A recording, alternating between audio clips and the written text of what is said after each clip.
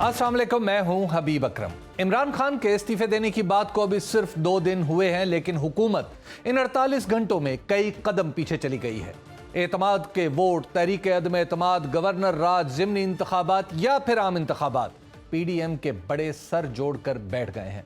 माजी में ये जमातें इज्तिमाई इस्तीफे देने का सोच रही थी और अब इमरान खान ने इन्हें मकबसे में डाल दिया है। इमरान खान के इस ऐलान से पहले हुकूमत की तरफ से पंजाब और खैबर पख्तूनख्वा की असम्बलियों से मुतल्लिक PTI को क्या मशवरा दिया जाता रहा है?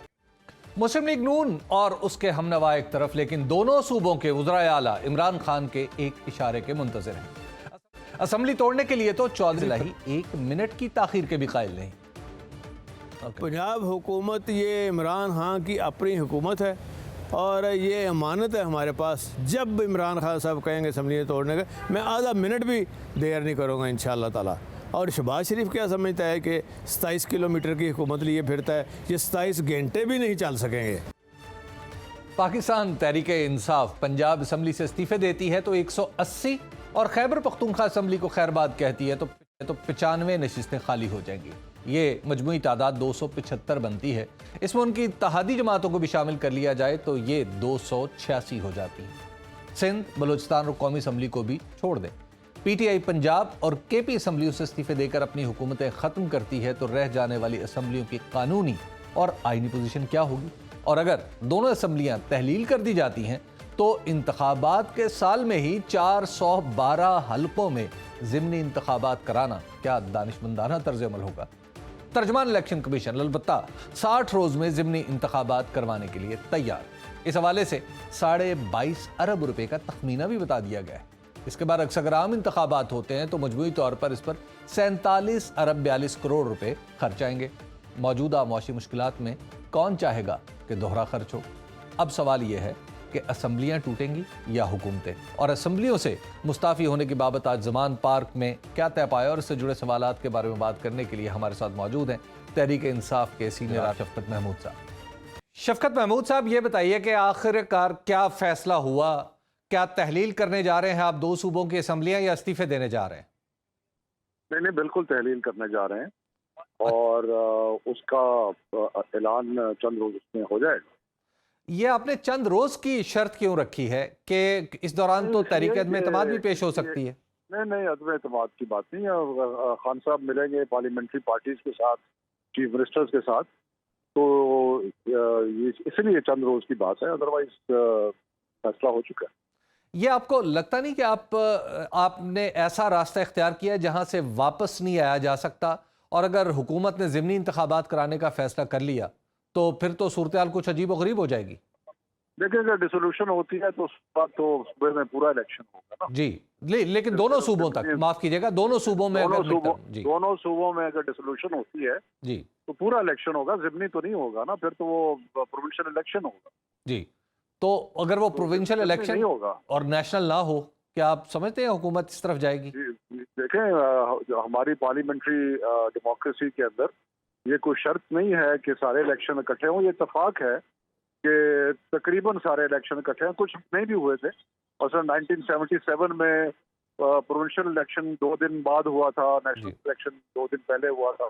हिंदुस्तान में रोज इलेक्शन होते हैं जहाँ पे किसी सूबे में हो रहा होता है, कुछ होता है, नेशनल इलेक्शन नहीं होता। तो ये कोई कॉन्स्टिट्यूशनल या कोई आईनी शर्त नहीं है। लेकिन शफकत महमूद साहब, अपनी ही गिराई हुई हुकूमतें जो पहले से आपके पास हैं, इन्हीं को गिरा के दोबारा आप आ जाएं और नेशनल असम्बली के इलेक्शन ना हो और 2 सूबों के भी ना हो, तो आपको नहीं लगता कि ये सूरत हाल काफ़ी कॉम्प्लेक्स कर लेंगे आप अपने लिए भी और मुल्क के लिए भी? बिल्कुल कॉम्प्लेक्स सिचुएशन नहीं है। जो चीज़ हम कह रहे हैं वो आईनी है, उसके अंदर कोई गैर आईनी बात नहीं है, उसके अंदर कोई अनप्रेसिडेंटेड बात नहीं है। ऐसी चीज़ नहीं है जो पहले कभी जमहूरी मुल्कों में हुई नहीं है। और इसलिए अपने लिए मुश्किल की बात तो नहीं। हमारी जो इस वक्त आपको नजर आ रहा है बाई इलेक्शंस में, हम तो स्वीप करेंगे पोल्स।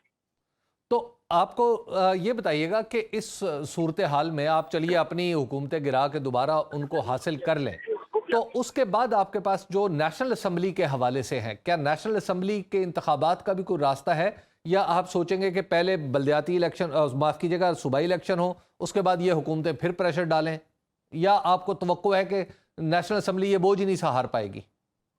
देखिए, हमारा तो ख्याल ये है कि जब 22 असेंबलियाँ तहलील होंगी तो जी। उसके बाद नेशनल असेंबली को कायम रखना मुश्किल होगा, लेकिन जो भी सूरत हो ठीक। ये इसके बारे में कोई ऐसी अवाम की बात नहीं। इलेक्शन सारे भी हो सकते हैं, सारे इकट्ठे नहीं भी हो सकते, सूबाई भी पहले हो सकते तो कब तक आप तवक्को कर रहे हैं कि असम्बलियां तोड़ दी जाएंगी? हैं। उस चंद रोज चंद रोज से मुराद यानी 1 हफ्ता, 2 हफ्ते, 2 दिन? नहीं, मेरा ख्याल है जल्दी हो जाएगा। अच्छा, इससे भी जल्दी हो जाएगा। बहुत शुक्रिया शफकत महमूद साहब, आप हमें बता रहे थे कि आपकी पार्टी ने क्या फैसले किए हैं और असम्बली तोड़ने, दोनों असम्बलियां तोड़ने का फैसला हो चुका है।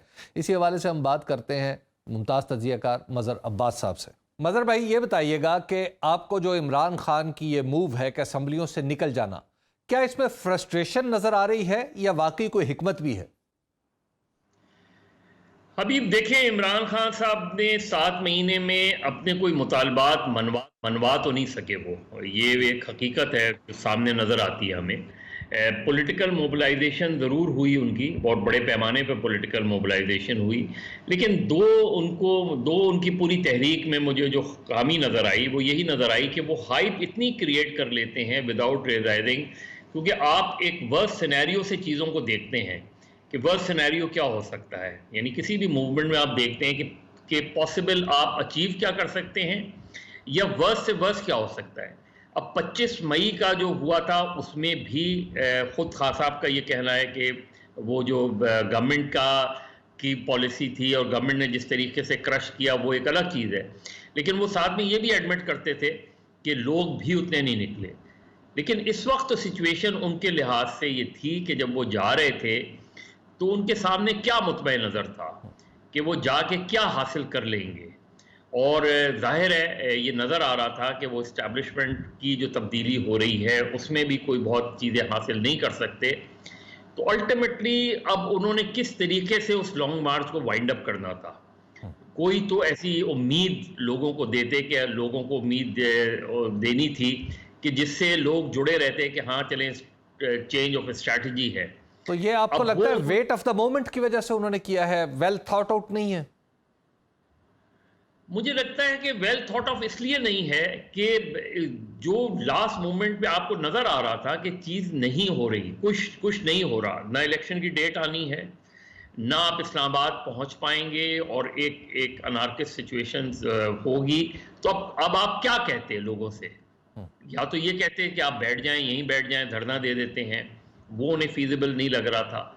तो उन्होंने ये, और इसी वजह से बहुत से उनके पार्टी के लोगों को ये यकीन नहीं आया कि उन्होंने जब ये बात की, और शायद उस बात को फिर चेंज किया गया। पहले तो ये कहा कि हम सिस्टम से निकल रहे हैं, फिर ये कहा गया कि गौर किया जाएगा। अब मेरे नुक्ते नज़र से इमरान खान साहब को, वो खैर जाहिर है बड़ी पार्टी के लीडर हैं, मेरे नुक्ते नज़र से वो एक क्राइसिस सिचुएशन में रखना चाहते हैं गवर्नमेंट को।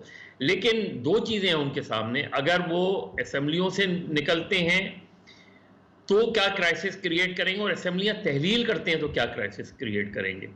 मेरे नुक्ते नज़र से असेंबलियां तहलील करना जो है वो गवर्नमेंट को फोर्स कर सकता है आम इंतखाबात की तरफ, लेकिन अगर सिर्फ आप पीटीआई और उनके इत्तेहादी निकल आते हैं रिजाइन दे के, तो वो कहीं जोड़ तोड़ करके हुकूमत बन जाएगी, फिर क्या हासिल होगा। तो मेरा ख्याल में कि इमरान खान साहब थोड़े से, मुझे लग रहा है कि वो उनकी ये समझ में नहीं आ रहा कि हम यहाँ से अक्टूबर तक, क्योंकि अब तो ये लग रहा है कि इलेक्शन आगे जाएंगे, यानी अक्टूबर तक तो इलेक्शन होंगे, जो वक्त पे इलेक्शन होने, अब क्या असेंबलियां तहलील करके वो ये दबाव डाल सकते हैं कि इलेक्शन अक्टूबर में नहीं अगस्त में करवा दिए जाए, यानी कुछ तो वो हासिल करें। इसमें ऐन मुमकिन है ये उनका दाव चल जाए, लेकिन अगर वो कौमी असेंबली वाली स्ट्रैटेजी अडॉप्ट करते हैं, देखिए हबीब, अगर यही स्ट्रैटेजी, यही फैसला वो 10 अप्रैल को करते हैं कि जब उन्होंने कौमी असेंबली से इस्तीफा दिया, उसी वक्त पंजाब असेंबली और खैबर पख्तूनख्वा असेंबली तहलील करते तो बहुत बड़ा बहरान खड़ा हो जाता, और उस वक्त शायद गवर्नमेंट के लिए ये पॉसिबल भी नहीं होता ये। लेकिन एनीवे, अब मेरे ख्याल में उनके सामने यही है कि असेंबली तहलील की जाए या निकला जाए। मजहर भाई, एक पाकिस्तान की पॉलिटिक्स में हुकूमत को बरकरार रखने के लिए और बिलखुसूस जो मौजूदा इत्तेहादी गवर्नमेंट है, इसको कुछ गैर मरई सपोर्ट भी कहीं ना कहीं से हासिल है, कोई आसमान से, कोई ज़ेर ज़मीन से। क्या वो सपोर्ट ख़त्म हो चुकी है? देखिए, ये टेस्ट होगा हबीब, ये जो इस्टेब्लिशमेंट किस हद तक पॉलिटिक्स से अपने आप को दूर रखती है, मुझे पूरी तरीके से I am not fully convinced कि वो रख पाएंगे किसी न किसी हवाले से। और लेकिन ये कि वो रोल उनका कैसा होगा, ये बहुत इम्पोर्टेंट है देखना। और इम्पोर्टेंट ये भी है कि अब पीडीएम क्या करेगी। देखिए, इमरान खान साहब ने जो असेंबलियाँ तहलील करने का बात की, ये वो बात है जो पीडीएम करती थी जी। यानी पीडीएम इमरान खान से यही डिमांड करती थी कि अगर आपने फ्री एंड फेयर इलेक्शन कराने हैं तो असेंबलियां तहलील कर दें पंजाब और खैबर पख्तूनख्वा की। तो अब वापस बॉल उनके कोर्ट में चली गई है। मेरे ख्याल में बैठना चाहिए, इमरान खान साहब को भी फ्लेक्सिबल होना चाहिए, पीडीएम को भी फ्लेक्सिबल होना चाहिए। ये कहना कि इलेक्शन की डेट के बाद मुज़ाकरात हो, आप कहें ना कि इलेक्शन पर मुज़ाकरात हो, ठीक, इलेक्शन पर मुज़ाकरात हो। जब आप बैठेंगे, आप अपने मुतालबात रखें, उधर से कोई मुतालबा आए, नेगोशिएशंस तो इसी तरह होती हैं। तो मतलब ये बताइएगा कि इस वक्त जो सूरत हाल है, इमरान खान का ख्याल है और उनकी पार्टी का भी ख्याल है, और इलेक्शंस जो ज़िमनी इलेक्शन हुए हैं वो भी यही सजेस्ट करते हैं कि इमरान खान शायद अपनी मकबूलियत के हवाले से काफ़ी आगे हैं दीगर जमातों की निस्बत। तो अगर वो इंतज़ार करते हैं अक्टूबर तक का आइंदा इलेक्शन के लिए, तो क्या वो अपनी मकबूलियत का ये मोमेंटम बरकरार रख पाएंगे, या उन्हें पहले हर सूरत पहले ही इलेक्शन करवाने? क्यों नहीं रख पाएंगे, मेरी ये समझ में नहीं आता। मैंने पीटीआई के भी लोगों से पूछा कि क्यों नहीं रख पाएंगे, क्या ये वक्ती मकबूलियत है, और क्या कोई पीडीएम कोई ऐसा काउंटर नैरेटिव ला रही है, कोई ऐसा मैसिव रिलीफ लोगों को देगी कि जिसकी बाद मकबूलियत कम हो जाएगी। मकबूलियत सिर्फ उस वक्त कम होती है जब आप इख्तिदार में आते हैं, क्योंकि फिर इख्तिदार से पहले आप नारे देते हैं और इख्तिदार के बाद उन नारों पे अमल करना होता है। और यही वजह है कि मार्च 2022 में इमरान खान की मकबूलियत कम हो रही थी जी। लेकिन अप्रैल के बाद इमरान खान की मकबूलियत में इजाफा होता है और पीडीएम की मकबूलियत कम होती है। ये बहुत वाज़े तौर पे वो है। तो इमरान खान साहब अब तक कोई प्रोग्राम नहीं दे पाए हैं कि वो अगले इलेक्शन में आने के बाद क्या चीज़ें करेंगे। वो 2018 में भी उन्होंने ये कहा कि हमारा पूरा एक होमवर्क तैयार है, हमने हर चीज़ की तैयारी कर ली है। मुझे कहीं भी किसी भी फोरम पे पीटीआई के ये नज़र नहीं आता कि वो कोई तैयारी कर रहे हैं।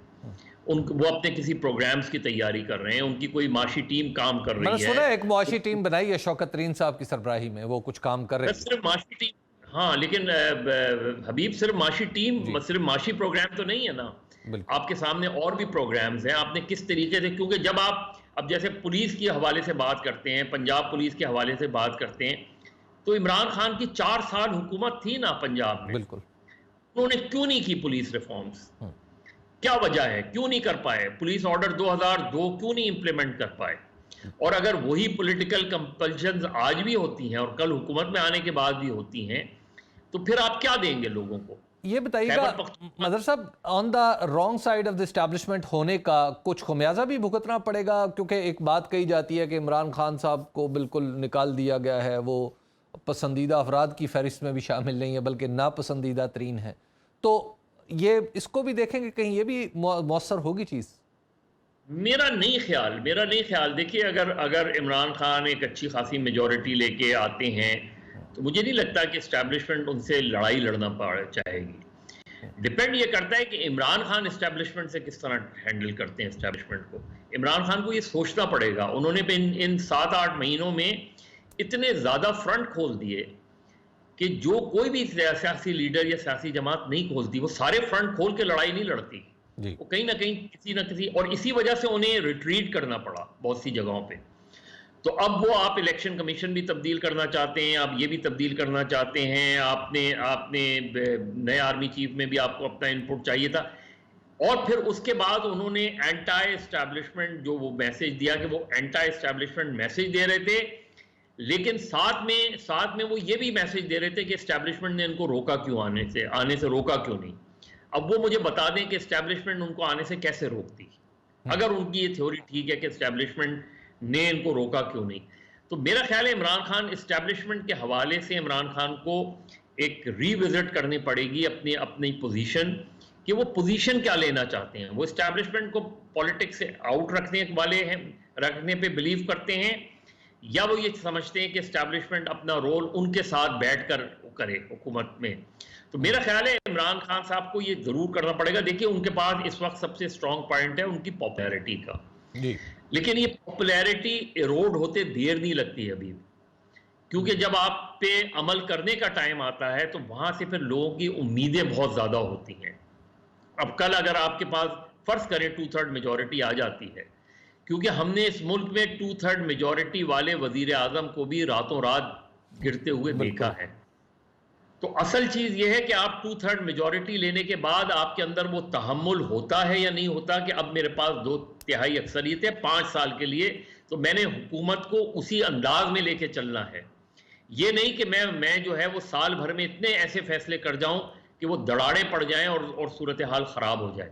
तो ये एस्टैब्लिशमेंट के लिए भी बड़ा इम्तिहान होगा अगला साल, और इमरान खान का साहब के लिए भी बहुत बड़ा इम्तिहान। मजहर भाई मुझे ये बताएगा लास्टली कि एक तरफ इमरान खान का प्रेशर है कि मैं सिस्टम में से निकल जाऊंगा कम से कम, या मैं असम्बलियां तोड़ दूंगा, दूसरी तरफ ये इसरार है कि नहीं, हर सूरत में असम्बलियां न सिर्फ वक्त पूरा करेंगी बल्कि ज़रूरत पड़ने पर 6 महीने इनकी मुद्दत में इजाफा भी किया जा सकता है, और तीसरी तरफ हमारी मईशत है जो बिगड़ती चली जा रही है। इलेक्शन के सिवा शॉर्ट ऑफ इलेक्शन कुछ आपको बेहतरी का सिलसिला कुछ होता हुआ नजर आ रहा है, या इलेक्शन तक हम इसी तरह रहेंगे? देखिए अभी मेरा तो ख्याल है कि इमरान खान अपनी मोबिलाइजेशन करते रहें, ये मेरा नुक्ता नज़र है। उन्हें पंजाब और खैबर पख्तूनख्वा की हुकूमत को चलने देना चाहिए, उन्हें पंजाब में मेजर रिफॉर्म्स करनी चाहिए, केपी में मेजर रिफॉर्म्स करनी चाहिए, केपी और पंजाब में वो तरक्याती काम करें। उनके पास 6 महीने 7 महीने जो भी है, जितना भी पीरियड है, वो उनको मल्टीप्लाई करेगा उनकी पॉपुलैरिटी को। ठीक, क्राइसिस उनकी पॉपुलैरिटी को मल्टीप्लाई नहीं करेगा। गवर्नमेंट अपनी बचा के रखें वो उस वक्त तक जब तक इंटरिम गवर्नमेंट का टाइम ना आ जाए। मेरे ख्याल में ये जो 6 महीने उन्हें अपनी तंजीम पे, उनकी तंजीम का बहुत बुरा हाल है जी, काफी उन्हें अपनी तंजीम पर तवज्जो देनी चाहिए। बहुत बड़ा इलेक्शन होगा मुल्क में, और उससे पहले अभी आप देखें दिसंबर में इस्लामाबाद में लोकल बॉडीज इलेक्शन है, जनवरी में कराची और हैदराबाद में लोकल बॉडीज इलेक्शन है। तो आप इसमें अगर कराची और हैदराबाद में आप अपना मेयर ले आते हैं तो अगले इलेक्शन के लिए आपके पास कितनी बड़ी स्ट्रेंथ होगी। तो उससे पहले आप एक पॉलिटिकल क्राइसिस क्रिएट करके, पीडीएम तो वैसे ही एक डिफेंसिव पोजीशन पे, आपको लग रहा है कि थोड़ा हीट जो है वो कम करनी होगी इमरान खान साहब को। मजहर अब्बास साहब आपका बहुत बहुत शुक्रिया। प्रोग्राम में ब्रेक के बाद दोबारा आपकी खिदमत में हाजिर होता। Welcome back. आज़ाद जम्मू कश्मीर में इतवार को बल्दियाती इंतखाबात के हवाले से पोलिंग हुई, नताइज आने का सिलसिला जारी है। पहले मरहले के 3 अजला में होने वाले इन इंतखाबात में हुक्मरान जमात पाकिस्तान तहरीक इंसाफ को पाकिस्तान डेमोक्रेटिक मूवमेंट की जमातों के साथ सख्त मुकाबला था। ताज़ा तरीन नताइज के मुताबिक 669 में से अब तक 459 नशिस्तों के नताइज मौसूल हुए हैं। सरकारी नताइज के मुताबिक पीपल्स पार्टी 97 नशिस्तें जीतकर सरे फहरिस्त है। पाकिस्तान तहरीक इंसाफ की 96, नून लीग की 85, मुस्लिम कॉन्फ्रेंस 22, तहरीक लब्बैक 1 और 157 आज़ाद उम्मीदवारों ने कामयाबी हासिल की है। डिस्ट्रिक्ट काउंसलर की 74 में से 53 नशिस्तों के नताइज आ चुके हैं, जिसमें पाकिस्तान तहरीक इंसाफ 17 सीट्स पर कामयाब हुई है। पीपल्स पार्टी 10, मुस्लिम लीग नून 7, मुस्लिम कॉन्फ्रेंस 3 और 15 आज़ाद उम्मीदवार अपनी नशिस्तों पर कामयाब हुए हैं। 31 साल बाद होने वाले बल्दियाती इंतखाबात में वोटर्स टर्नआउट 55% रहा। इस इलेक्शन में एक तरफ पाकिस्तान तहरीक इंसाफ और मुस्लिम कॉन्फ्रेंस थे, तो दूसरी तरफ पीडीएम की 11 जमातें थी जो हुकूमत साजी में एक दूसरे की मदद भी कर सकती हैं। बल्दियाती इंतखाबात का दूसरा मरहला 3 दिसंबर को पहुंच और तीसरा मरहला 8 दिसंबर को मीरपुर डिवीजन में होगा। आज़ाद कश्मीर की सियासत की सूरत गरी में इंतखाबात के किरदार पर बात करने के लिए हमारे साथ मौजूद है ब्यूरो चीफ सुनो टीवी मुजफ्फराबाद वकास काज़मी। वकास काज़मी, ये बताइएगा कि पाकिस्तान तहरीक इंसाफ ने अभी रिसेंटली हुकूमत बनाई आज़ाद कश्मीर में, और फिर मुजफ्फराबाद में इलेक्शन में कुछ ज़्यादा अच्छी कारकर्दगी नहीं दिखा सकी, क्या वजह है? जी हबीब, मैं आपको ये बताऊं कि जो आज़ाद कश्मीर में हुकूमत का क्या अमल में आया पाकिस्तान तहरीक इंसाफ की, तो उसके बाद काफ़ी ज़्यादा उम्मीदें थी लोगों को कि यहाँ पर एहतसाब होगा, यहाँ पर तब्दीली आ जाएगी एकदम से, लेकिन ऐसा कुछ होता दिखाई दिया नहीं है। क्योंकि पहले एक वज़ीर आज़म आए, फिर उन वज़ीर आज़म को अपनी हुकूमत जो हुक्मरान जमात के लोग थे उन्होंने तब्दील किया और सरदार तनवीर इलियास जो है वो वज़ीर आज़म आज़ाद कश्मीर मुंतखब हुए। और उसके बाद की जो सूरत हाल है, जो कारकर्दगी रही है, एक तो वो असरअंदाज होती हुई हमें मुजफ्फराबाद में दिखाई दी। इसके साथ साथ जो उम्मीदवारों का चुनाव था उसमें भी हमें जो पार्टी है वो डिवाइड दिखाई दी, जिसका जो फायदा हमें दिखाई दिया, अनएक्सपेक्टेड जो नतीजे हैं मुजफ्फराबाद से, अब वो नून लीग को उनका फायदा हुआ और मुस्लिम लीग नून मुजफ्फराबाद शहर में 12 जो सीटें वो कामयाब हुई उनमें जीतने में। और इसके अलावा अगर दीगर अजला की बात की जाए तो वादिय नीलम और वादिय जेहलम में जो पाकिस्तान तहरीक इंसाफ है वो हमें आगे दिखाई दे रही है। ठीक है। अच्छा ये बताइए, बहुत सारे लोग जो है आज़ाद भी जीते हैं। आज़ाद लोग क्या जमातों की बाहमी चपकलश की वजह से या किसी एक जमात की अंदरूनी कशमकश की वजह से जीते? क्योंकि मैं जब इलेक्शन कवर करता रहा हूँ, ख़ासतौर पे बल्दियाती, तो बहुत सारी जगहों पे मैंने देखा कि किसी एक जमात के लोग आपस में ही भिड़ गए और उनमें से एक जीत गया। जी बिल्कुल, जो आज़ाद कश्मीर की सूरत हाल है वो थोड़ी सी मुख्तलिफ है। यहाँ पर जो बरादरियों का किरदार होता है वो काफ़ी ज़्यादा देखने को मिला है। तो यहाँ पे आज़ाद उम्मीदवार इस वक्त सबसे ज़्यादा हमें जीतते हुए दिखाई दे रहे हैं। 157 आज़ाद उम्मीदवार हैं जो हमें 459 नताइज मौसूल हुए, उनमें से अभी तक जीते हैं, कामयाब करार पाए हैं। तो जो बरादरियों का फैक्टर है, जो उनका ज़ाती कौल फेल है, क्योंकि जो नताइज हमें एक्सपेक्ट किए जा रहे थे मुजफ्फराबाद में या नीलम में या जेहलम में, बिल्कुल उसके बरक्स ये नताइज आए और अनएक्सपेक्टेड, जिस तरह मुजफ्फराबाद में मुस्लिम लीग नून के उम्मीदवार कामयाब हुए, तो इसी तरह आज़ाद उम्मीदवार जो साइड के इलाके हैं, वादिय नीलम हो गई, अलीपा वैली होगी, वहाँ पर आज़ाद उम्मीदवार बहुत बड़ी तादाद में कामयाब हुए। और एक फैक्टर वो भी है जिसकी जानिब आपने इशारा किया, जिस तरह मैं अगर आपको मुजफ्फराबाद शहर की बात करूं तो मुजफ्फराबाद शहर में पाकिस्तान पीपल्स पार्टी भी हमें डिवाइड दिखाई दी, हमें पाकिस्तान मुस्लिम लीग नून भी डिवाइड दिखाई दी। मुस्लिम लीग नून के जो मुजफ्फराबाद में अब 7 उम्मीदवार जीते, उनमें से भी 3 का ताल्लुक मुस्लिम लीग नून से ही है, लेकिन वो आज़ाद हैसियत से जो है वो इलेक्शन कंटेस्ट कर रहे थे। इस तरह की सूरत हाल थी। अच्छा तो ये बताइए कि अब जो है, ज़रा इस स्ट्रक्चर के बारे में बताइएगा कि मुजफ्फराबाद में क्या क्या म्यूनसिपल कॉरपोरेशन होगी, क्या होगा, सिस्टम क्या होगा? सिर्फ मुजफ्फराबाद शहर की अगर बात की जाए तो मुजफ्फराबाद शहर चूँकि शहरी इलाका है, अर्बन कौंसिल में आता है, तो यहाँ म्यूनसिपल कॉरपोरेशन का क्या अमल में लाया गया है। और यहाँ म्यूनसिपल कमीशन जो कॉरपोरेशन है उसका एडमिनिस्ट्रेटर मुंतखब किया जाएगा। जो उसके लिए जो मेयर मुंतखब करने का तरीका है, उसमें जो वार्ड के 36 वार्ड है मुजफ्फराबाद शहर की, इनमें से जो अपोजिशन मुतहदा अपोजिशन की जमातें हैं वो 20 से ज़ायद उनके पास सीटें मौजूद हैं, आज़ाद उम्मीदवार भी है। तो मुजफ्फराबाद शहर की हद तक तो हमें ये दिखाई दे रहा है कि आज़ाद कश्मीर का जो दारुल हुकूमत है वहाँ मुस्लिम लीग नून और पाकिस्तान पीपल्स पार्टी मिलकर अपना मेयर बनाएंगी। जबकि जो वादिय नीलम है, जो जिला नीलम है या जिला जेहलम वैली है, तो वहाँ पर सूरत हाल में काफ़ी दिलचस्प दिखाई दे रही है। अगर जिला कौंसिल के मेंबरान पाकिस्तान तहरीक इंसाफ के जीते हैं, तो टाउन कमेटी के जो मेंबरान है वो पाकिस्तान पीपल्स पार्टी से कामयाब हुए। लोकल कौंसिल हैं वहाँ पर पाकिस्तान मुस्लिम लीग नून के लोग भी कामयाब हुए। तो काफ़ी दिलचस्प सूरत हाल है और सारी सूरत हाल में जो आज़ाद उम्मीदवार है उनका किरदार काफ़ी अहम होगा। ये बताइएगा वकास के 31 बरस बाद लोकल बॉडीज के इलेक्शन हो रहे हैं, आपको क्या लगता है कि लोकल बॉडीज बिलखुसूस आज़ाद जम्मू कश्मीर की फ़िज़ा में बाकायदा तौर पर इंडिपेंडेंटली काम कर सकेंगी? जी, जिस तरह 31 सालों के बाद ये इंतखाबात हुए, इससे कबल ये होता था कि एमएलए होते थे और वो डायरेक्ट जो फंड्स आते थे वो अपनी मर्जी से इस्तेमाल करते थे। वो खित्ते के लोगों के मसाइल हल करने में हमें लगते हुए दिखाई नहीं दिए। अरबों खरबों के फंड्स आए पिछले 20-30 सालों में, डबल होता रहा बजट, 4 गुना होता रहा, लेकिन जो फंड्स थे वो ज़मीन पर नहीं लगे। तो इसके बाद यही उम्मीद की जा रही है जब ये पहला मरहला, फिर दूसरा मरहला और तीसरा मरहला मुकम्मल हो जाएगा, उसके बाद तब्दीली आएगी। लेकिन अभी तक की जो सूरत हाल है, चूँकि ये 31 सालों के बाद इंतखाबात हो रहे हैं, तो कोई लोकल बॉडीज़ का स्ट्रक्चर उस तरह से मुकम्मल मौजूद नहीं है। इनकी इमारतें अभी तक जो 30 साल पहले थी वो अब मौजूद नहीं है। 2005 के ज़लज़ले में कुछ इमारतें टूट गई थी। इसी तरह जो बल्दियात का इलेक्शन कमीशन होता था वो अलग से होता था, उसे भी जनरल इलेक्शन के साथ जम कर दिया गया था। तो जो सूरत हाल है उसमें हमें यही दिखाई दे रहा है कि काफ़ी अभी इन लोगों को मेहनत करनी पड़ेगी। तमाम जो लोगों की उम्मीदें हैं, अवाम की जो उम्मीदें हैं, वो उम्मीद यही है कि जब ये लोग मुंतखब होके आ जाएंगे तो जो उनके बुनियादी मसाइल हैं वो हल होंगे। दूर दराज के इलाके हैं, जिस तरह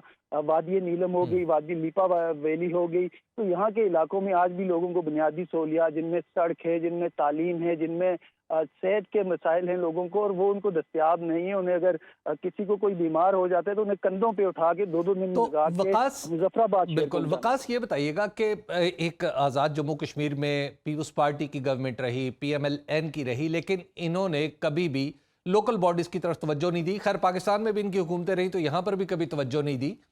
तो पाकिस्तान तहरीक इंसाफ ने पहली बार ये रिस्क लिया है और बाकायदा तौर पर लोकल बॉडीज़ के इलेक्शन में होल्ड किए हैं। आपको लगता है कि इसके बाद तहरीक इंसाफ AJK में ज़्यादा मजबूत हो जाएगी, या सारी पार्टियां किसी न किसी दर्जे में ग्रास रूट लेवल पे पहुंच के मजबूत हुई हैं? क्योंकि हिस्सा तो सबको मिला।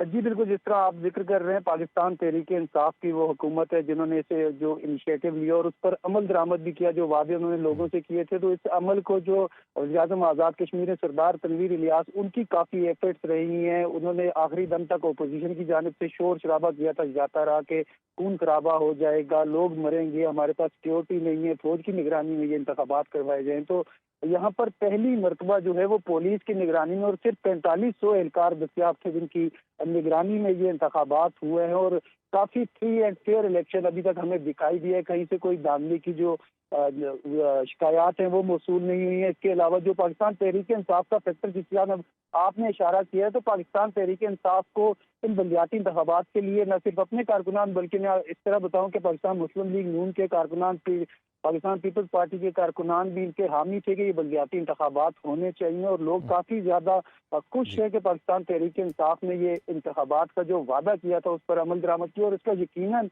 क्योंकि मुजफ्फराबाद डिवीजन में उस तरह से मजबूत नहीं है पाकिस्तान तहरीक इंसाफ, तो दीगर जब 2 मरहलों के इंतखाबात होंगे तो इसका फायदा हमें होता हुआ भी दिखाई दे रहा है। बहुत शुक्रिया वकास, आप हमें सूरत हाल बता रहे हैं। मुजफ्फराबाद डिवीजन में जो इंतखाबात हुए उनके नताइज मुस्तकबिल पर क्या असर डालेंगे, लेकिन कम अज़ कम एक बात ज़रूर वाज़े हो जाती है कि पाकिस्तान की सभी बड़ी जमातों में से सिर्फ पाकिस्तान तहरीक इंसाफ है जिसने जहाँ जहाँ हुकूमत की है वहाँ वहाँ लोकल बॉडीज़ की तरफ भी तवज्जो दी है और बल्दियाती इदारे बाकायदा तौर पर कायम किए हैं। अगरचे पंजाब में उसको ऐसा मौका नहीं मिल सका, लेकिन बहरहाल खैबर पख्तूनख्वा में और कश्मीर में ये वादा बड़ी हद तक पूरा हो गया। वक्त आ गया एक ब्रेक का। ब्रेक के बाद दोबारा आपकी खिदमत में हाजिर होंगे। Welcome back.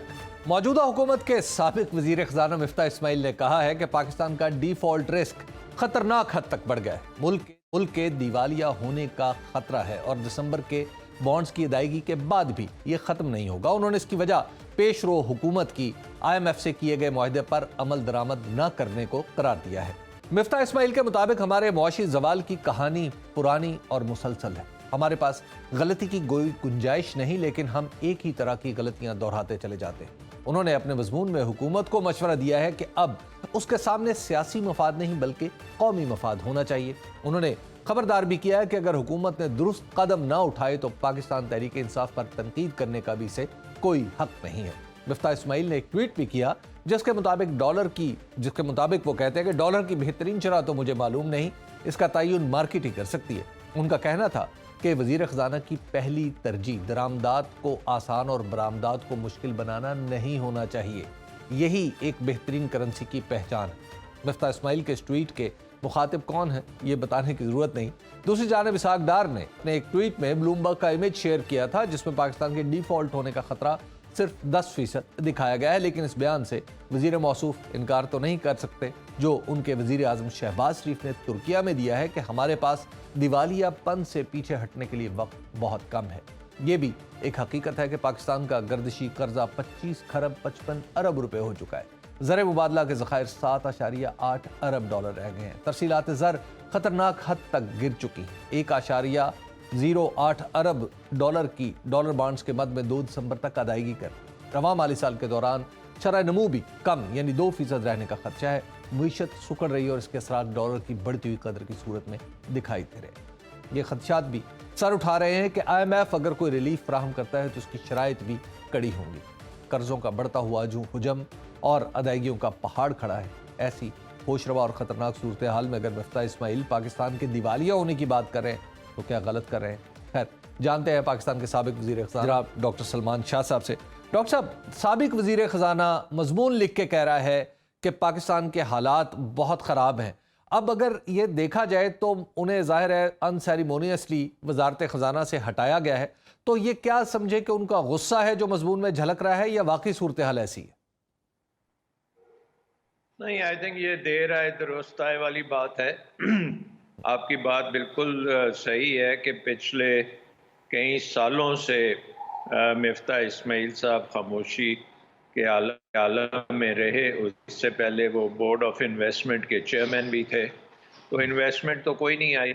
उसके बाद फाइनेंस मिनिस्टर शाहिद खाकान अब्बासी साहब के साथ थे, बजट वो उन्होंने पेश किया जो कि 2 माह के लिए था। फिर उसके बाद जो नई गवर्नमेंट आई उसने दोबारा से सारा कुछ किया।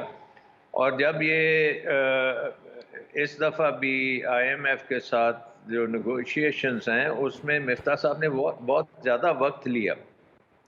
अच्छा। और हो सकता है कि ये उनका कसूर नहीं था, ये इसलिए था कि PDM एक कोalition है जो बहुत मुश्किल कोalition है, हर किस्म के वहाँ पे इंटरेस्ट हैं और उनको बैलेंस करते करते 4-5 महीने तो उन्होंने लगा दिए IMF के साथ प्रोग्राम को वापस लाने के लिए। हालांकि वो अप्रैल में ही ठीक कर लेना चाहिए था। उसके साथ साथ आई थिंक ये भी है कि जो रजीम चेंज हुई है, उस रजीम चेंज से पहले तो हमारा रिस्क प्रीमियम 4-5% था जो कि पॉलिटिकल रिस्क प्रीमियम पाकिस्तान का था। तो रजीम चेंज के बाद तो वो 20 गुना बड़ा हुआ, अब वो पता नहीं 100 गुना बड़ा हो गया और बढ़ता ही चला जा रहा है। और मेन चीज़ ये है कि पाकिस्तान की जो पॉलिटिक्स है वो बहुत ख़तरनाक हद तक बिगड़ चुकी है और सारी दुनिया को नज़र आ रहा है, पर्टिकुलरली जो आपका इन्वेस्टर है उसको नज़र आ रहा है कि भाई ये इस मुल्क में कुछ चीज़ प्रेडिक्ट नहीं की जा सकती। इतना अनप्रेडिक्टेबल है कि कल क्या होना है किसी को नहीं पता।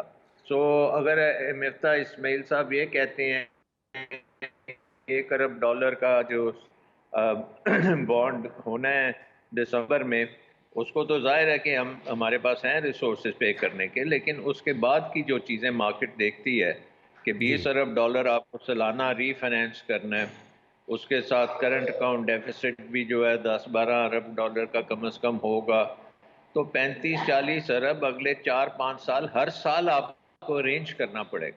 तो इसका मतलब ये है कि आपका माहौल जो है जी वो बहुत बेहतरीन होना पड़ता है। तो डॉक्टर साहब क्या रास्ता क्या है? क्या हम इकोनॉमिक मेजर्स के जरिए ये मामला हल कर सकते हैं या हमें पहले पॉलिटिक्स को ठीक करना है फिर इकोनॉमी ठीक होगी?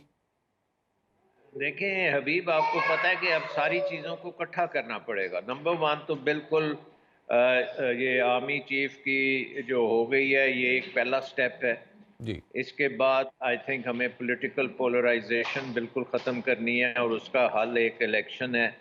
उसके साथ साथ फिर हमें जो अगर ये 2 चीज़ें हम करने अनाउंस भी हो जाता है ना इलेक्शन का, जी। तो आपका रिस्क प्रीमियम एकदम नीचे आएगा। ये जो CDS 123% पे पहुंची है ये नॉर्मल पे आ जाएगी, ये 5-6% से ज़्यादा नहीं होनी चाहिए। ठीक है। इसके साथ साथ आपको फिर पूरा एक इंटरिम गवर्नमेंट भी बड़ी अच्छी लगानी पड़ेगी जो कि IMF प्रोग्राम को चलाती रहे, और जो पॉलिटिकल पार्टीज हैं उनको अपने इकोनॉमिक मंशूर देने पड़ेंगे बिल्कुल कि हम क्या कर सकते हैं। तो मेरे ख्याल में आपने जो सवाल पूछा, एक तो ये है कि पॉलिटिकल स्टेबिलिटी के लिए डेमोक्रेसी में इलेक्शन होती है तो उसकी तरफ जाए। दूसरी चीज़ ये है कि हमारे बैरूनी मुल्क जो कर्जा है ना $130 अरब के करीब पहुंच चुका है कि आप एक तरफ असासे प्राइवेटाइज करें, उस पैसे से अपने डेट को रिटायर करें। अच्छा। और ये चीज़ आपको याद है कि हमने जी बिल्कुल 90 उसमें 2003, 2004-5 में खासे कर्जे वापस किए थे।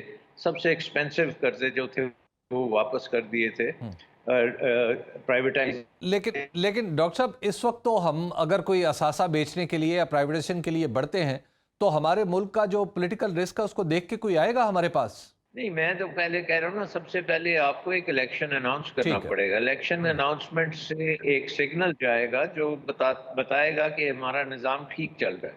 क्योंकि डेमोक्रेसी में जब इस तरह के हालात पैदा होते हैं तो इलेक्शन उसका आंसर होता है। इसका मतलब आंसर ये नहीं होता कि आप जर्नलिस्ट को फेंटा लगा दें और हर बंदे को, सियासतदान को जेल में डाल दें, जो कोई बयानबाजी करे तो उसको पकड़ लें। वो डेमोक्रेसी नहीं है। डेमोक्रेसी होती है कि जब आपके डिसएग्रीमेंट्स इस किस्म की हैं तो आप इलेक्शन में जाएं और आप सॉवरन से आप लेते हैं मैंडेट जी। तो मेरा कहने का मकसद ये है अभी कि ये सारी चीज़ें हमें साइमल्टेनियसली करनी पड़ेंगी, अब टाइम बहुत शॉर्ट है। तो डॉक्टर साहब ये इसलिए बताइए कि अगर हम आईएमएफ की तरफ जाते हैं, ये बात हो रही है कि बड़ी कड़ी शराइत होंगी, क्या कड़ी शराइत हो सकती हैं? फर्ज किया नई हुकूमत भी आ जाए तो उसको भी जाना पड़ेगा, तो क्या होगा? नहीं, कड़ी शराइत क्या हैं जो पहले नहीं थी? देखें, नंबर वन, आपने प्राइमरी सरप्लस की शर्त है। उसका मतलब क्या है? प्राइमरी सरप्लस का मतलब ये है कि आपने हुकूमती अखराजात जो हैं वो अपने हुकूमती रेवेन्यू से पूरे करने और थोड़ा सा पैसा उससे बचाना है ताकि डेट सर्विसिंग हो सके। तो ठीक ये है। एक बड़ी मुनासिब चीज़ है। हम जो कर्ज लेते हैं तो वापस करने का तो हमने सोचा ही नहीं होता, उसका इंटरेस्ट देने का भी नहीं सोचा होता, तो वो कम से कम ये तो कह रहे हैं ना कि भाईजान थोड़ी सी आप अपनी एक्सपेंडिचर्स को कंट्रोल करें। दूसरी चीज़ उन्होंने कही है कि डॉलर की कीमत मार्केट में चलने दें। अब डॉलर अगर मार्केट में इस वक्त आपके सामने है कि 220 222 पे हुकूमत कहती है, मार्केट कहती है 250 के करीब, जी। और आपके जो पैसे हैं डॉलर्स, वो सारे के सारे हवाला में घुसते चले जा रहे हैं, कोई पता ही नहीं लग रहा किधर से किधर जा रहे हैं वो। उसकी वजह ये है कि आपने 2 एक्सचेंज रेट कर दिए हैं, बल्कि हो सकता है इससे भी ज़्यादा होंगे एक्सचेंज रेट, तो इनको मार्केट की तरफ ले जाना पड़ेगा। अब तीसरी चीज़ थी इंटरेस्ट रेट्स का। इंटरेस्ट रेट अब आपने पिछले 4 महीने से कंट्रोल करके बैठे हुए हैं, हालांकि आपको उसको बढ़ाना चाहिए था। अगर आप थोड़ा बहुत पहले बढ़ाना शुरू कर देते तो हो सकता है कि रुपया इतना डिवैल्यू ना होता। अब आपने आके बड़ी देर के बाद ये काम किया है, और उसकी वजह ये है कि सेंट्रल बैंक में गवर्नर साहब ही नहीं आपने लगाए बड़े अरसे के लिए। जी। उसके बाद वो जो है अनसर्टेनिटी इसी तरह बनती है ना कि आप कई की डिसीजंस जो हैं उनमें देर कर देते हैं। अब ये देखें कि पिछले 7-8 महीने, बल्कि मैं कहूँगा 1 साल से, हमें प्राइवेटाइजेशन का अमल शुरू कर देना चाहिए था। जो हुआ था कि एलएनजी और ये 2-3 प्लांट्स करेंगे, लेकिन इसको अगर तेज़ी से हम करते तो बड़ा मुस्बत सिग्नल जाता है तो इंटरनेशनल मार्केट में। इस डॉक्टर वक्त आपकी साहब, डॉक्टर स्टॉक साहब मार्केट जो है वो ये बताइएगा कि हमें तो बताया जाता रहा और दावे भी ये हुकूमत करती रही है कि, और जैसे ही डार साहब आए थे तो कुछ डॉलर की वैल्यू जो थी थोड़ी सी कम भी हुई थी। डार साहब का कैपेसिटी का मसला है या इन्हें सिर्फ एक ही तरह की इकोनॉमिक्स आती है कि बाहर से पैसे आएंगे तो मैनेज कर लेंगे, अदरवाइज नहीं? देखिए, दार साहब ने कभी क्लेम ही नहीं किया कि वो इकोनॉमिस्ट हैं। दार साहब तो कहते हैं कि वो एक अकाउंटेंट हैं और वो अकाउंटिंग करते हैं, और अकाउंटिंग जो है वो भी बड़ी अच्छी चीज़ है, लेकिन इकोनॉमिक जो है डिसीजन मेकिंग, उसमें अकाउंटिंग का सेकेंडरी रोल है। सबसे पहले आपकी फ़िलॉसफी दुरुस्त होनी चाहिए। अगर आपने कंपेटिटिवनेस करनी है, अपनी इकोनॉमी को आउटवर्ड लुकिंग करना है, इनवर्ड लुकिंग के बजाय, हमारे देखें ना, हमने एक इकोनॉमी बना ली है जिसमें हम एक्सपोर्ट तो करते नहीं है लेकिन हर चीज़ इंपोर्ट करते हैं। बिल्कुल। तो वो तो नामुमकिन बात है ना, वो फिर कैसे आप उसको करेंगे? इसलिए आपके हर दूसरे तीसरे आईएमएफ प्रोग्राम में बैलेंस ऑफ पेमेंट क्राइसिस हो जाता है। सो आपने आउटवर्ड लुकिंग इकोनॉमी बनानी है कि भाई जितनी आप इंपोर्ट करते हैं उससे थोड़ी सी ज़्यादा आपकी एक्सपोर्ट्स होनी चाहिए, ताकि आपको डॉलर्स की जो प्रॉब्लम है ये ना हो। तो तो वो डॉक्टर साहब, ये एक जो उसका मकसद। अभी हम ये देख रहे हैं कि कुछ इकोनॉमी हमारी कॉन्ट्रैक्ट कर रही है, यानी सुकड़ रही है। अब 2% की बात हो रही है रेट ऑफ ग्रोथ की, वो भी प्रॉब्ली हासिल हो पाए या ना हो पाए, ये भी एक क्वेश्चन है। ये बताइएगा कि अब इसके असरात अवाम पे क्या आने हैं? क्या बेरोजगारी, महंगाई, बिजली के बिल, ये सब चीज़ें मजीद इनमें इजाफा होगा? देखिए, एक बात तो ये है कि जाहिर है कि सस्टेनेबल इकोनॉमी है, और जितना इसको ग्रो हम करते हैं उतनी ज़्यादा खसारे हमारे बढ़ जाते हैं। सो जी। ऑब्वियसली जब खसारों को आप कंट्रोल करने जाएंगे तो इकोनॉमी जो है वो स्लो डाउन होगी। लेकिन अगर आप इसके साथ एक स्ट्रक्चरल रिफॉर्म प्रोग्राम शुरू कर लें हम्म। तो उससे ये होगा कि अगले 2-3-4 साल में ये रिवर्सल हो जाएगा। रिवर्सल इन द सेंस कि इकॉनमी जो है वो इंपोर्ट डिपेंडेंट की बजाय एक्सपोर्ट ओरिएंटेड हो जाएगी। ठीक। इसके लिए 2-3 काम करने पड़ेंगे। नंबर वन, आपको अपना एनर्जी सेक्टर जो है इसको तो इमीडिएटली आपको सोलर और रिन्यूएबल और हाइड्रो में लेके जाना है। जो एक ज़माने में था हमारा हाइड्रो का निज़ाम होता था, जिसको तबाह किया सियासत हमारी ने, डैम ही नहीं बनने दिए। डॉक्टर सलमान शाह साहब, आप बता रहे थे कि पाकिस्तान की इकॉनमी कैसे दुरुस्त हो सकती है और इस वक्त मौजूदा मसाइल क्या हैं। मौजूदा जो सूरत हाल डॉक्टर साहब बता रहे हैं काफ़ी एहतियात के साथ, लेकिन ये नज़र आ रहा है कि काफ़ी ख़तरनाक है। अभी वक्त आया एक ब्रेक का, प्रोग्राम में दोबारा आपकी खिदमत पे हाजिर होते हैं। सुप्रीम कोर्ट में आज पाकिस्तान और बलूचिस्तान की खुशहाली के सबसे बड़े मंसूबे रेकोडेक पर सदारती रेफरेंस पर 16वीं समाअत हुई।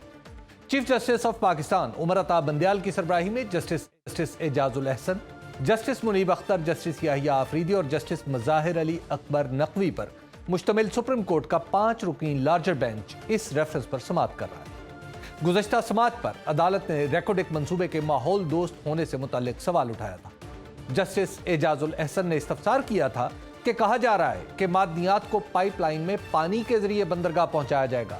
क्या बलूचिस्तान में पानी की सहूलत मौजूद है? बज़ाहिर पानी के वाफर ज़राए चाहिए होंगे, वो पानी कहां से आएगा? चीफ जस्टिस ने कहा, सोचें पानी का कितना ज़िया होगा। अदालत ने सीमेंट प्लांट्स के बाइस पोठोहार खित्ते में पानी की कमी का हवाला भी दिया था। अदालत ने मंसूबे में लेबर राइट्स को भी मद्देनजर रखने का कहा था। आज समाअत का आगाज हुआ तो हुकूमती मलकियती इदारों यानी SOEs के वकील जहांजेब आवान ने दलाइल दिए। SOEs में 3 कंपनियां OGDCL, PPL और गवर्नमेंट होल्डिंग कंपनी शामिल है। जहांजेब आवान ने कहा, रेकोडेक मंसूबे में हम वफाकी हुकूमत के शेयर होल्डर हैं। हमने मंसूबे के पहले फेज में 1.8 अरब रुपए देने हैं, जबकि मजमूई तौर पर 900 मिलियन में से SOEs के जिम्मे 562 मिलियन डॉलर है। SOEs के वकील ने हुकूमती मिल्कियती इदारों में करप्शन और नाअहली के तासुर को ज़ायल करते हुए कहा, हम अहलियत रखते हैं। जिस पर चीफ जस्टिस ने कहा, हमें आपकी काबिलियत पर कोई शक नहीं। चीफ जस्टिस ने सवाल उठाया, माइनिंग में आपके पास तजुर्बा है? जिस पर SOEs के वकील ने बताया, हमारी सलाहियत ऑयल और गैस के शोबे में है, अलबत्ता माइनिंग में भी अपनी सलाहियतों को बढ़ाने पर काम कर रहे हैं। SOEs के वकील ने कहा, बैनुल अक़वामी कंपनी के साथ ये मुआहिदा और इससे मुतल्लिक कानून साजी वक्त की जरूरत है। हम इसकी मुकम्मल हिमायत करते हैं। अगर कोई सख्त फैसला आता है तो नुकसान पाकिस्तान का होगा। हमारे मुशीरों ने बताया है कि इस मंसूबे से पब्लिक सेक्टर कंपनियों को 64% फायदा होगा। SOEs के वकील ने बलूचिस्तान मिनरल एक्ट में शामिल की गए सेक्शन 7 पर बैरक गोल्ड के वकील के दलाइल को अपना लिया। वकील ने मुजवजा हुकूमती बिल की हमायत की। SOEs के वकील जहांजेब आवान के मुताबिक रेकोडेक माइनिंग कंपनी वफाकी हुकूमत, बलूचिस्तान और बैरक गोल्ड के दरमियान एक जॉइंट वेंचर है, जिसके 10 डायरेक्टर्स होंगे। 5 डायरेक्टर्स बैरक गोल्ड के, 3 SOEs हुकूमती मिल्कियती इदारों और 2 बलूचिस्तान के होंगे। मंसूबे की ऑपरेटिंग कंपनी बैरक गोल्ड होगी, जबकि सरकारी कंपनियों को मंसूबे के मुआयने के हुकूक हासिल होंगे। SOEs के वकील के मुताबिक पाकिस्तान पेट्रोलियम लिमिटेड भी बलूचिस्तान में मादनियात निकालने के एक मंसूबे पर काम कर रही है। रेकोडेक मंसूबे के माहौल दोस्त होने के अदालती सवालात पर वकील मखदूम अली खान ने दलाइल दिए। रेकोडेक मंसूबे में तमाम तर माहौलियाती तहफ़्फ़ुज़ को मलहूज़े खातिर रखा गया है, ऐसा कहा वकील ने। और यह भी कहा कि अदालत ने रेकोडेक मंसूबे के लिए इस्तेमाल होने वाले पानी का सवाल किया था, जिसके जवाब में उन्होंने कहा, कंपनी जो पानी इस्तेमाल करेगी वो जानदारों के इस्तेमाल के काबिल नहीं। पाइपलाइन से जाने वाला पानी गवादर बंदरगाह पर साफ होने के बाद समंदर में जाएगा। चीफ जस्टिस ने सवाल उठाया, क्या समंदर का पानी रेकोडेक तक लाकर इस्तेमाल नहीं हो सकता? मखदूम अली खान ने कहा, रेकोडेक से गवादर 680 किलोमीटर है, रोजाना पानी लाना नामुमकिन है। जस्टिस जमाल खान मंदोखेल ने कहा, मंसूबे में मुसलसल पानी के इस्तेमाल से बलूचिस्तान में खुश्क साली हो सकती है। जिस पर वकील ने कहा कि तहकीक के मुताबिक रेकोडेक में पानी का जखीरा मंसूबे की मजमूई जिंदगी से ज्यादा है। चीफ जस्टिस ने इस्तफसार किया, क्या यह मुमकिन नहीं कि गैर मुल्की कंपनी सूबा बलूचिस्तान के पानी को रिसाइकिल करने का प्लांट लगाए? रेकोडेक कान में काम करने वाले मजदूरों के तहफ़्फ़ुज़ और मराहत क्या तय हुए हैं? उन्होंने कहा कि रेकोडेक में काम करने वाले मजदूरों की मराहत लोकल मजदूरों से बेहतर होनी चाहिए। मखदूम अली खान ने कहा कि लोकल लेबर कवानीन ही रेकोडेक कान के मुलाजमीन पर लागू होंगे। अक़वाम मुत्तहिदा और इंटरनेशनल लेबर ऑर्गेनाइजेशन के इक़दार की पाबंदी की जाएगी। जस्टिस याहिया आफरीदी ने कहा कि बैरक गोल्ड के पाकिस्तान और दीगर मुल्कों में जारी मंसूबों में मजदूरों की तनख्वाहों का मवाजना बताएं। जस्टिस एजाजुल अहसन ने कहा, दुनिया भर में काम को नहीं करने वाले मजदूरों के हुकूक की खिलाफ वर्जियां की जाती है, मजदूरों के तहफ़्फ़ुज़ का फ्रेमवर्क बताएं। जस्टिस एजाजुल अहसन ने अफ्रीका में माइनिंग पर बनाई गई फिल्म ब्लड डायमंड का हवाला भी दिया। मखदूम अली खान ने आइंदा समाअत पर अदालती सवालात के जवाब देने का कहा। समाअत के इख्तिताम पर चीफ जस्टिस ने पूछा कि 15 दिसंबर की डेडलाइन आगे बढ़ सकती है, जिस पर वकील बैरक गोल्ड मखदूम अली खान ने बताया ये मुमकिन नहीं। सुप्रीम कोर्ट ने सदारती रेफरेंस पर 5 दिसंबर तक मुख्तसर फैसला देने का इंदिया भी दिया। चीफ जस्टिस का कहना था कि कोशिश करेंगे रेफरेंस पर समाअत को इसी हफ्ते में खत्म कर दें। अदालत ने समाअत कल 11:30 बजे तक मुलतवी कर दी। हमारे प्रोग्राम का वक्त आज का खत्म हुआ चाहता है, हमें दीजिए इजाजत। अल्लाह ने के बाद।